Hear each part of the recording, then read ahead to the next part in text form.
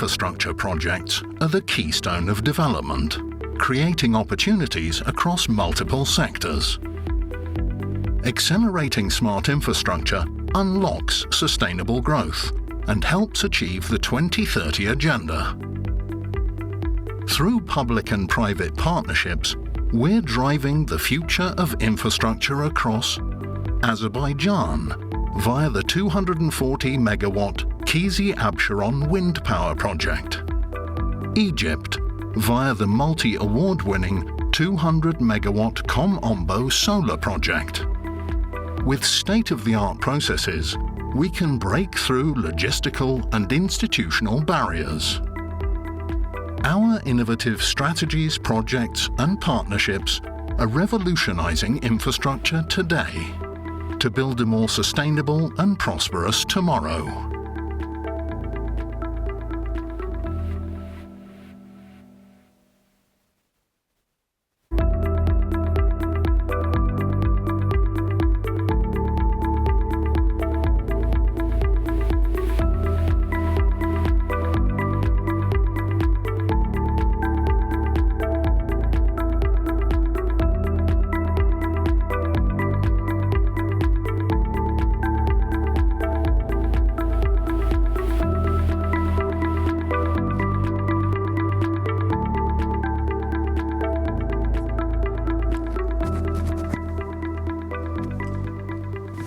Good morning, Excellencies, distinguished guests. It is a very great honor to accompany you once again as moderator of this panel.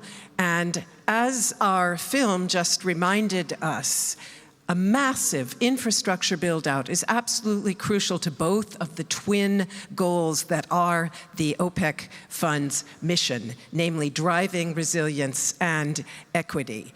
And that's because, of course, many countries in the Global South are still facing major infrastructure gaps, and because of the pressures for adaptation and reconstruction, because the multiple interrelated crises that we're facing, natural disasters, climate-related impacts, but also debt, poverty, and conflict frequently destroy, disrupt, and delay infrastructure, thereby impeding the flows of essential goods and services to the people who need them most. So we want to take the next half hour to talk about how we can do better at planning, financing, developing, and operating smart infrastructure fit for a sustainable future. And I want to jump right in with a quick lightning round looking at some of the challenges and obstacles that all of you are experiencing in your own work. And I'll start, if I may, with Secretary Niaz. And a recent publication by the Institute of Policy Studies in Islamabad estimates Pakistan's overall infrastructure gap across sectors ranging from energy and water to telecommunications and transport at a daunting $124 billion over the next 2 decades. What are the main challenges you're facing in trying to close that gap? Assalamu alaikum, ladies and gentlemen. First of all, thank you very much for providing me this opportunity. And I would like to thank the OPEC Fund for the successful organization of this event. Coming straight to the topic, well, effective infrastructure management is the backbone of every society. It not only provides the essential services like energy, wastewater, management, transport, construction, telecommunication, but it is also a driver of economic growth, so it enlarges the revenue base and enables the government to do more, for the people. But the unfolding of the climate-induced disasters has made it even more imperative to invest in green and sustainable infrastructure. So that is even more expensive and that requires even more funds. If we look at the figures, so the global infrastructure gap at the moment is about $15 trillion US. And if you add the 3.5 trillion of the Sustainable Development Goals, we are talking of about a funding gap of $19 trillion. The Pakistan's funding gap of 124 is almost in line with the global funding gap. Infrastructure is also extremely important, at least to 3 of the SDGs, SDG 6, SDG 7, and SDG 9. So if we look at the general context, the international context, these infrastructure requirements become even more challenging because we are living in a world, which has just come out of the COVID crisis, and there are headwinds in terms of the climate catastrophes. I'll be talking about Pakistan's climate catastrophe of 2022, the floods, as well as, the other global challenges, the commodity super cycle and the international conflicts. Again, these major infrastructure projects generally are very high cost. So very large initial investments are required along with, future operation and maintenance expenditures. Because of the time constraint, let me come straight to some of maybe a list of the constraints, So the first, of course, would be a financing constraint. Countries like Pakistan, although at the moment we are achieving a certain level of macroeconomic stability, but in the public sector, the funds that are available to invest in infrastructure, of course, are limited. And the room, although we are investing about 60% of our development envelope into infrastructure, but that still is limited. Then there are financial barriers. So availability of our own fiscal resources as well as difficulties in accessing local and international finances for these large and sometimes risky infrastructure investments. Similarly, the private investment, attracting that into the infrastructure projects, again, there is a list of barriers to that and also depends on the readiness of the governments for the PPP projects and the overall ecosystem for that. And then the climate finance. For a country like Pakistan, which suffered the enormous floods in 2022, which amounted to damages of US 30 billion and funding requirements, of more than 16.3 billion, although we've received a lot of support from our international development partners in Geneva and subsequently in the implementation of the last two years, but accessing climate finance has proved to be really difficult. Under these circumstances, we've barely been able in the GCF and the GEF to access, less than $500 million.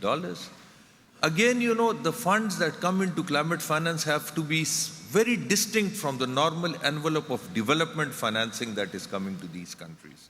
So I would not like, front loading of the normal development financing because there is a cost to that.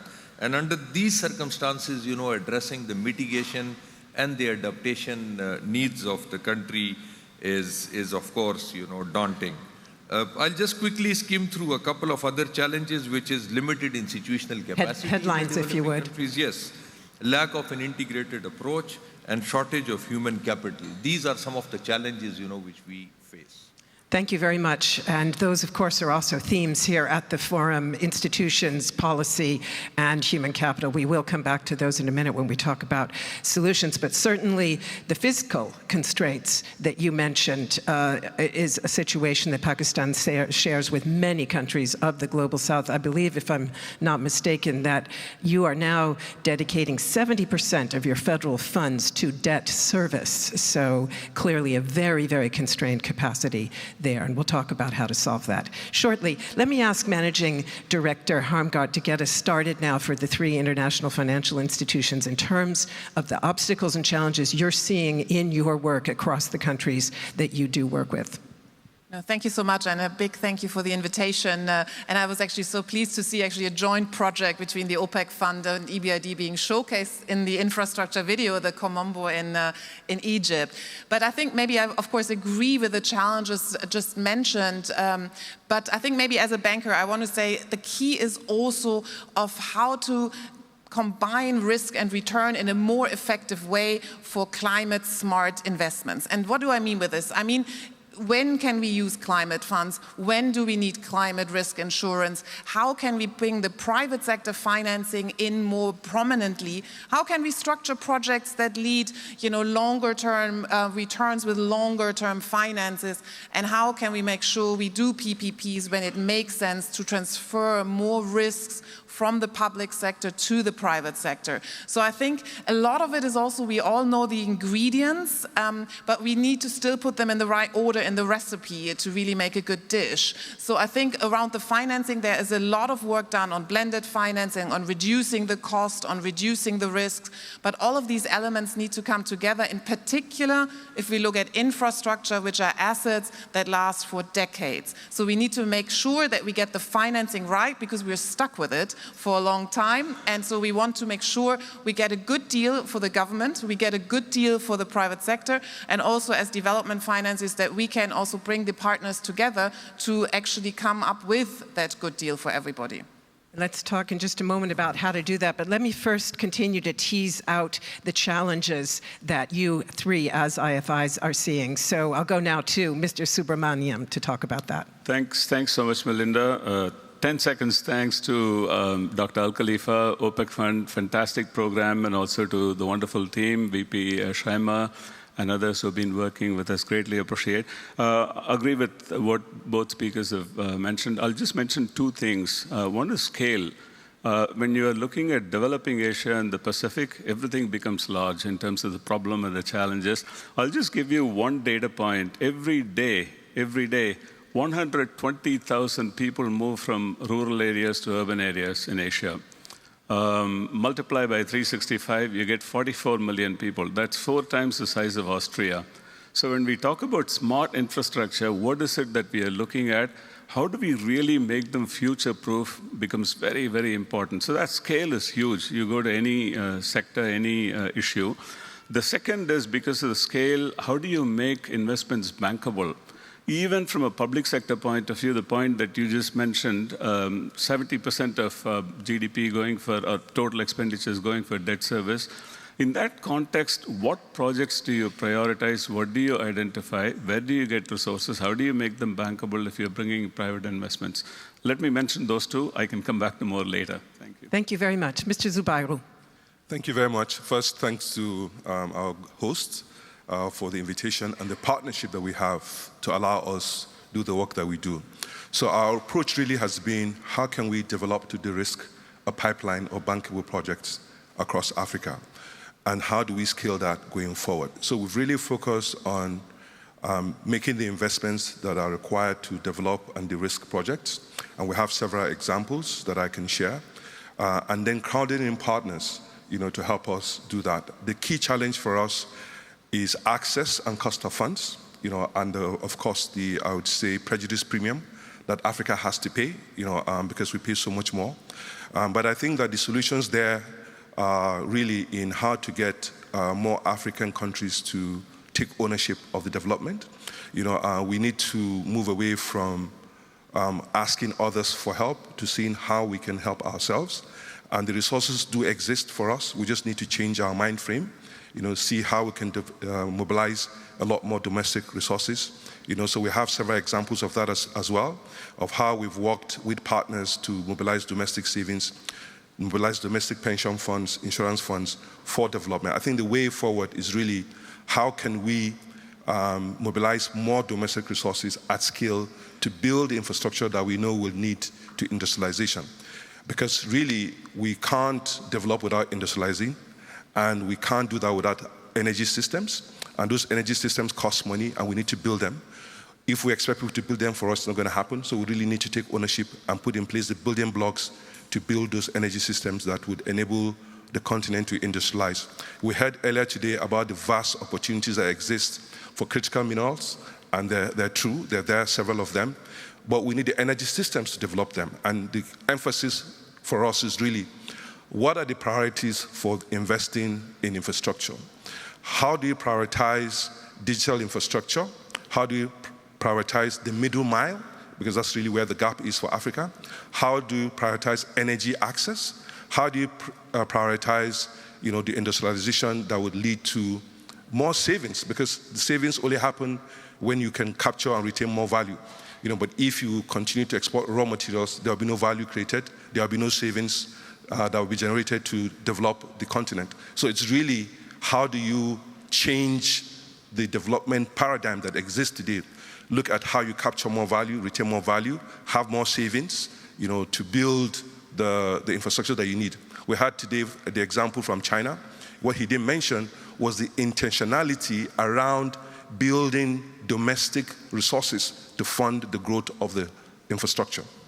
Thank you very much. So let's take a deeper dive now on how we solve some of the challenges that all of you have listed. And if I may, I'll stay with you, Mr. Zabairu, because you mentioned those punitive risk premia. Let me just share one example of what we're talking about here.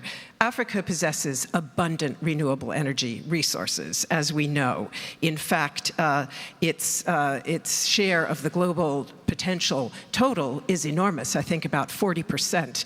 Yet, many African countries are facing risk premia for renewable energy projects that are as high as triple or quadruple what countries here in Europe, for example, would face. And the result is that only 2% of global investments in renewable energy actually flow to Africa for infrastructure there over the past 20 years. So we want to really look at innovative solutions here. What are the innovative solutions to bring those premia down? What kind of examples are you seeing in practice of innovative de-risking, for example, blended finance? Very good question. So, I mean, there's several examples here. So the first one is we've done a partnership with the Green Climate Fund to mobilize climate finance for the continent. We mobilized $240 million from them. On the back of that, we're able to mobilize savings from sovereign funds in Africa, as well as pension funds in Africa. So we have commitments from about 4 pension funds on the continent, 1 sovereign wealth fund, to be able to build resilient infrastructure for the continent. That is important because most of Africa's infrastructure is yet to be built, and Africa is most impacted by the adverse impacts of climate change, so there is a need to build resilient infrastructure on the continent. That's an example. Another example is how we can use our investment grade rating, to provide counter guarantees in markets where you have lower cost of funds. So for example, in Japan, there's a much lower cost of fund there. We worked with our partners in Japan to provide a counter guarantee that allowed us to mobilize funds for both infrastructure and development for African sovereigns and African development finance institutions. In some cases, we're able to reduce the cost of funding by 1,065 basis points. And in another case, we're able to reduce by 400 basis points. So these are examples of how you can use, innovation, to reduce the cost of funds. But the most important innovation really is around how to mobilize domestic savings. And this is an area where the partnership that we have, with the likes of OPEC Fund and our new partnership with the Saudi Fund for Development can really help in working with governments, to ensure that we can de-risk domestic savings for infrastructure. So pension savings are a vast pool of resources that exist in Africa. It's estimated that over $2 trillion of pension savings on the continent. But then pension savings are not to take risks. So it's really how do we work together with them to ensure that we can reduce the risk for them. And we have an example. We created infra credit in Nigeria that can be replicated at scale across all of Africa. It is innovations like that that are required to mobilize climate finance at scale. And essentially infrastructure, smart infrastructure at scale. Thank you very much. I want to come back in a moment to domestic resource mobilization, but let me just first go to Mr. Subramaniam to talk a little bit about the role of collaboration, and particularly innovative collaboration, because a very wide range of interesting collaborative platforms have in fact been established under the ASEAN roof, under your leadership, and they range from the Infrastructure Fund to the ASEAN Policy Network, the ASEAN Green Finance Hub, the Catalytic Green Finance Facility. How are they addressing some of the obstacles that you've been talking about, including that obstacle of scale? Clearly collaboration key there, but maybe you can give us some concrete illustrations. Thanks, Melinda. By the way, many of those things that you mentioned, we are also working very closely with the OPEC Fund. Looking at the scale and the challenges, the points that I mentioned, project development for bankability is very, very critical. So many of these innovative solutions, like for example, the ASEAN Catalytic Green Facility, what it requires is that when you're looking at an investment opportunity, it is not just what it does, what type of technology solutions it brings. Can we also scale it by bringing in private sector? So you need to tick the green element, you need to tick the private sector element. Only then projects would qualify going into. It's been fairly successful in the last 5 years of its establishment. We are scaling it up now with by getting more concessional funding to come in a point that the Secretary has mentioned. I'll also highlight how technology that we just talked about in the previous fireside chat, climate and the private sector elements are coming together, and there are many things like take food security, agriculture systems transformation, for instance. AI for food security is very, very critical. We are now employing that in many of the projects that we are doing in terms of the traditional irrigation infrastructure, water supply infrastructure, and so on. How can we bring in new technologies? That is being supported in ASEAN as well as in South Asia, India, Bangladesh, Pakistan. We are working with them. Second example is smart mobility, intelligent transport systems. Obviously, a lot of advancements have been made, but because of the congestion issues that we are facing in many developing countries, you need continuous innovation in terms of not just scale, but also how do different systems speak between themselves. There is a lot of knowledge, new knowledge that is needed. Third example I'll mention, Asia and the Pacific contributes to more than 50% of global greenhouse gas emissions. Now, what caused it and so on, that's a different debate. But how do we solve? And if you look at particularly issues like ocean pollution, take the maritime sector, given that shipping is so critical, maritime decarbonization brings technology, private sector, as well as the climate elements.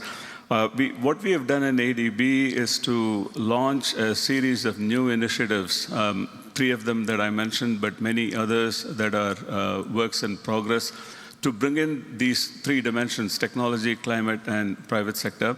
I'll just mention lastly, totally echo the point that was made on domestic resource mobilization. Given the huge fiscal space challenges that we face in many of our developing countries, shoring up domestic revenues is very, very critical. Now, how do we use infrastructure development for domestic resource mobilization? Like, for example, transport investments that we are making, the region, Asia and the Pacific, but I think it's also true for Africa and other parts of the world, the developing countries are not investing adequately in transit-oriented development. We keep talking about it, but in terms of innovative solutions that are happening there and things that can be put to scale, can we use that as a modality, as a mainstream modality for mobilizing resources is something that we need to look at. Deepening bond markets is very, very critical. I think in terms of how do you bring institutional investors. Let me pause there. Thank you very much. And let me go now to Managing Director Harmgart. And in addition to your EBRD responsibilities, you also serve as a member of the World Economic Forum's Global Future Council on the new agenda for fragility and resilience. So say a word, if you would, please, about innovative solutions you are seeing in that context, also in regard to institutions and human capital, because those are focus areas, I know, for the bank, and they are also focus areas here at today's forum. No, thank you very much. And actually, maybe I sort of continue what Minister Toukan has actually said in the previous panel, and because I think one of the examples I want to share is about Jordan and is about actually bringing all these elements in financing in difficult situations together and bringing all the partners together for more resilience and more durability in financing where the private sector still has a large role. And so the example I'm giving here is we work with a program called Green City Program, and so we develop green and smart city action plans. Actually, Amman was one of the first cities that we work with. And so this is really a tailor-made approach to develop prioritized investments for cities, trying to come up with solutions. In this case, we did actually waste-to-energy solutions because that was the key priority in the first instance. But then we also looked at smart solutions for urban transport that were mentioned. And then the idea was really to help Amman also borrow without a sovereign guarantee. So with that sense, also helping the fiscal space, and ultimately over time prepare for municipal and green bonds. So I think that actually in the context of what we've heard, Jordan hosting a third of its population as refugees, is really showcasing if all of the partners are coming together. There we have donors, climate partners, EBRD, the government of Jordan, really homegrown, the mayor of Amman. So I think all of it coming together and developing a system that actually works really well. And I don't know, just as a metaphor, I always think, you know, sometimes we have all these ingredients and we think it's like a recipe, but it isn't. You know, you really need to be, it's not baking, although we are in Austria, it's really cooking. So you need to be really flexible in terms of designing strategies for cities. So when we look at our Green City Action Plan for Alexandria, it's all about flood protection. It's all about getting the private sector for climate adaptation and climate risk mitigation, because this is the core. So it is about flexibly bringing all these elements together and having resilient models that also can deal with these big shocks that we see across a lot of the parts of this world that we're working in. So I think what I want to really highlight, it is important to bring all the right partners together and then have flexibility and agility in mobilizing these different instruments. And that program, of course, very much illustrates the importance of sharing best practices with recognition for local needs and local approaches. And as Lorado said in the last discussion, there is no one-size-fits-all, but sharing those examples, as you mentioned it, is so key also to strengthen policy frameworks and institutions.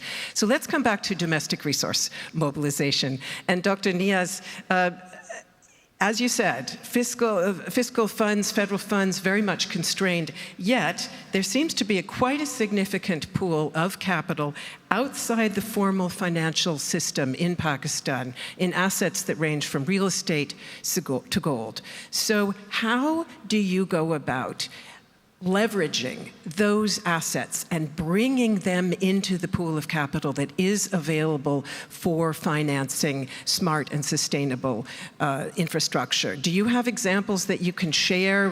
Bonds were mentioned as one option. I've seen other suggestions like ring fencing infrastructure projects to try to decrease the risk. But tell us what you're doing in that area to get those key domestic resources. Thank you very much, Dr. Melinda, for a very important question. Well, Pakistan is fully committed to tapping both the domestic as well as the international private capital for the infrastructure development. The Prime Minister of Pakistan has been repeatedly saying that government has no business to do business. So we are disinvesting and privatizing some of the state-owned enterprises. The ease of doing business is one thing, where we think that we've done well. We've moved about 30 points, over the last few years, and this is the highest improvement that we've seen over a period of time. And 6 reform areas which are most important for infrastructure project are construction permits, getting utilities like electricity, registering property, paying taxes are some of the major reforms, So we've established a special investment facilitation cell where we provide a one window to investors, because many of the big infrastructure projects would require investments rather than going into the regular project mode. And it creates an enabling and conducive investment environment for the private sector. We are working on improving the public-private partnership ecosystem. I'm so happy that Ramesh Subramaniam is sitting here. So we last week, as a matter of fact, signed a loan with the Asian Development Bank to improve the ecosystem and also to develop a pipeline of viable projects for public-private partnership, because I think that is where most of the infrastructure development is going to come in the coming days. And we are also working very closely with the Asian Development Bank on domestic resource mobilization. So we are working on steps like establishing a risk management unit in the Ministry of Finance, a viability gap fund, a project development fund, and then the project preparation. Some of the other innovative financing models that we've employed is green bonds. The chairman of OPDA is sitting here, and it was the first green bond that we did was 500 million in 2021. Now with the rapidly improving macroeconomic indicators, we intend to go into the bond market again. We've also explored Sukuk, which is the Islamic bonds and the Islamic financial certificates. We've also used the Ijara Sukuk and the export credit agencies. But one thing which I really want to emphasize is a word which I've been listening since morning, which is collaboration. These projects or these problems are monumental, and it is beyond the scope of any single entity to overcome these. So we'll have to go for collaboration, and it is so important that I'm speaking here today, and with the support of OPEC fund and the active support of the president. Yesterday, we had a sideline event, where we had a roundtable on one of the biggest dams that we are constructing in Pakistan, which is the Al-Mashat dam. We invited all the potential donors and investors, and we talked about it. That is how it is going to happen. I mean, if there is a financing gap of $3.5 billion, it is difficult for any entity. We'll have to blend the various approaches. There has to be an investment component. The government will have to pool its own resources. And then, the multilateral and the bilateral donors will have to come together. We had the Islamic Development Bank, which has always championed the cause of Pakistan. Yesterday, we had all the funds, and we had the bilateral sitting under one roof. And my brother, President Khalifa, I'm really grateful for providing us that opportunity yesterday. And I think that very much underlines what I wanted to ask all of you as a final question, but I am going to discard it because our clock is flashing red. But you have clearly underlined, all of you, the importance of South-South collaboration in this process of accelerating financing, development, operation, and build-out of smart and sustainable infrastructure. So many thanks to all of you for this very, very fruitful, rich exchange in a record amount of time. I'm very grateful to all of you. Let's give them a warm round of applause.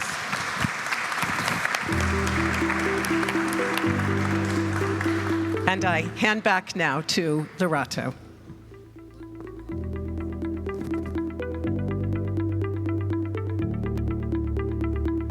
I think they deserve another applause.